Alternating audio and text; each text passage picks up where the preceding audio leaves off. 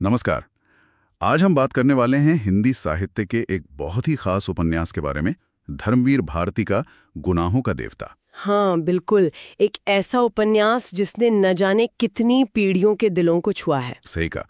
तो हमारे पास इसके सारांश और कुछ विश्लेषण हैं और हम कोशिश करेंगे कि इसकी कहानी, इसके किरदार और इसका जो गहरा मैसेज है उसे थोड़ा समझ सकें। बिल्कुल। और ये सिर्फ एक प्रेम कहानी नहीं है, ये उस समय के समाज, नैतिकता, इन सब पर भी एक टिप्पणी है। हाँ, तो चलिए शुरू करते हैं। कहानी के बिल्कुल केंद्र में हैं चंदर और सुधा। इनका रिश्ता कैसे शुरू होता है? देखिए, बात शुरू होती है उनके बचपन से ही। चंदर जो है वो सुधा के पिता प्रोफेसर शुक्ला, उनका बड़ा होनहार स्टूडेंट था। अच्छा। और प्रोफेसर साहब के घर उसका बहुत आना जाना था। तो वहीं सुधा से उसका एक बहुत गहरा पर अनकहा सा रिश्ता बन जाता है। और सुधा भी उसे मानती थी, है ना? हाँ बिल्कुल, एक बहुत ही पवित्र रिश्ता था दोनों के बीच। सुधा उसे बहुत इज्जत देती थी। अच्छा, और ये किरदार खुद कैसे हैं? मतलब चंदर और सुधा। चंदर हम्म। बहुत इंटेलिजेंट है, जी। सेंसिटिव है और आइडियल्स बहुत ऊंचे हैं उसके। शायद जरूरत से ज्यादा ही। हाँ आदर्शवादी। हाँ। और सुधा, वो प्रोफेसर साहब की बेटी, बिल्कुल मासूम प्यारी सी, लेकिन उसमें भी एक ठहराव है, एक मजबूती है। लेकिन ये जो चंदर का आदर्शवाद है, क्या यही वजह है कि वो अपनी फीलिंग्स बता नहीं पाता सुधा को, या कुछ और भी है? नहीं, सिर्फ आदर्शवाद नहीं कह सकते। शायद उसकी अपनी सामाजिक स्थिति, एक हिचक भी थी। वो प्रोफेसर शुक्ला को गुरु मानता था। तो गुरु की बेटी को उस नजर से देखना शायद उसे अपने ही आदर्शों के खिलाफ लगता था। उसे लगता था कि वो सुधा के लायक नहीं है। अच्छा, ये बात है। मतलब वो एक दूरी बनाए रखता है। हाँ बिल्कुल। और शायद वो प्रोफेसर साहब का भरोसा भी नहीं तोड़ना चाहता था। और फिर यहीं पर वो सामाजिक दायरे, परिवार, ये सब आ जाते हैं कहानी में। हाँ बिल्कुल, क्योंकि प्रोफेसर शुक्ला जो हैं वो भी अपने सिद्धांतों वाले आदमी हैं। वो सुधा का भला सोचते हुए उस समय के हिसाब से उसकी शादी कहीं और तय कर देते हैं, बिना ये जाने कि चंदर और सुधा के बीच क्या है। हाँ, या शायद जानते हुए भी उन्हें लगा हो कि यही सही है।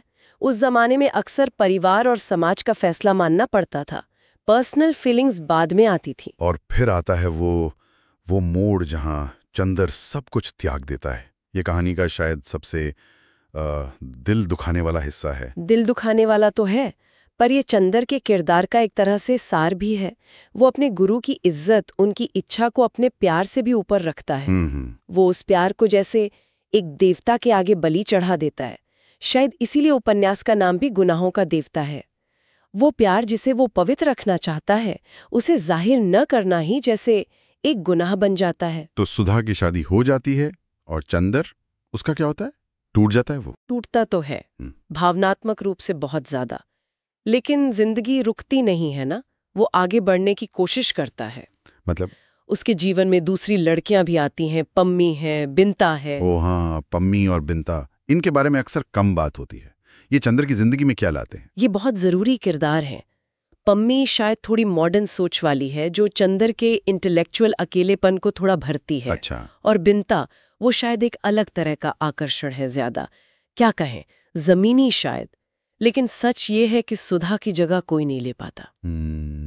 ये रिश्ते शायद चंदर को और ज्यादा एहसास दिलाते हैं कि उसने क्या खो दिया है। सुधा का प्यार कितना अलग था। तो अगर हम इन सारी बातों को जोड़कर देखें तो उपन्यास का निचोड़ क्या निकलता है? क्या कहना चाह रहे हैं भारती जी? देखिए, मेरे ख्याल से उपन्यास ये दिखाता है कि सच्चा प्यार सिर्फ पाने का नाम नहीं है। ये त्याग का, पवित्रता का, दूसरे की खुशी में खुश होने का भी नाम है। और ये उस खास समय के समाज को भी दिखाता है जहां रिश्ते, कर्तव्य, ये सब व्यक्तिगत भावनाओं से ज्यादा महत्वपूर्ण माने जाते थे। चंदर इसी कश्मकश का प्रतीक है। यानी प्यार का एक बहुत ऊंचा आदर्श। पर क्या ये आज भी उतना ही रेलेवेंट है? आज के जमाने में लोग इसे कैसे देखेंगे? हाँ, ये बड़ा सवाल है। क्या आज भी प्यार का मतलब त्याग ही है, या वक्त के साथ प्यार की परिभाषा बदल गई है? क्या चंदर का त्याग महान था, या एक तरह की कमजोरी या पलायन? सोचने वाली बात है। तो ये उपन्यास सिर्फ एक कहानी नहीं सुनाता, बल्कि हमें प्रेम, नैतिकता, समाज, इन सब पर सोचने को मजबूर कर देता है। बिल्कुल। और शायद सबसे बड़ा सवाल यही छोड़ जाता है कि चंदर अपने त्याग में सचमुच देवता था, या बस हालात का मारा एक इंसान जिसने अपने ही सबसे पवित्र एहसास को गुनाह समझ लिया? ये सवाल आज भी उतना ही मायने रखता है।